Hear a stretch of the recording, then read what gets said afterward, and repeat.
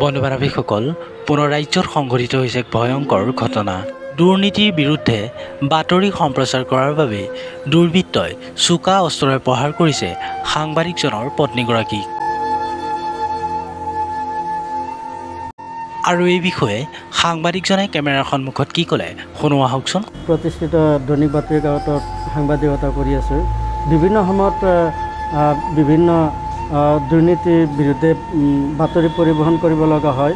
আমাৰ বৰচলিত তেনেকৈ আমাৰ দক্ষিণ বৰ্ণী মাজুচুপা অংগনবাদী কেন্দ্ৰ হওক বা দিনমণি ছিনিয়ৰ প্ৰি ছিনিয়ৰ মাদ্ৰাছা, তাৰপিছত এনৰেগা আঁচনি বিভিন্ন আঁচনিৰ বিৰুদ্ধে নিউজ পৰিবহণ কৰিব লগা হয়।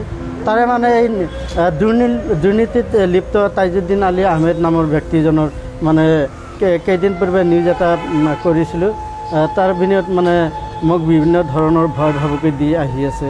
আনকি আমাৰ পাৰিবাৰিক ক্ষেত্ৰতো তেওঁ ইন্ধন যোগাই আহি আছে।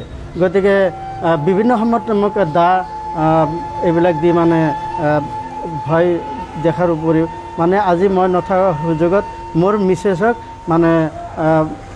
আমাৰ সম্পৰ্কীয় বৰডেকাৰ জৰিয়তে তেওঁক আক্ৰমণ কৰে। আৰু এইটোত সম্পূৰ্ণ তাইজুদ্দিন আলী আহমেদ জড়িত আছে। ডাইৰেক্ট ঘুপিয়াইছে চকুৰ আলী। নাই, তেওঁৰ বিৰুদ্ধে বিভিন্ন ধৰণৰ বা বাতৰি পৰিবহণ কৰোঁ।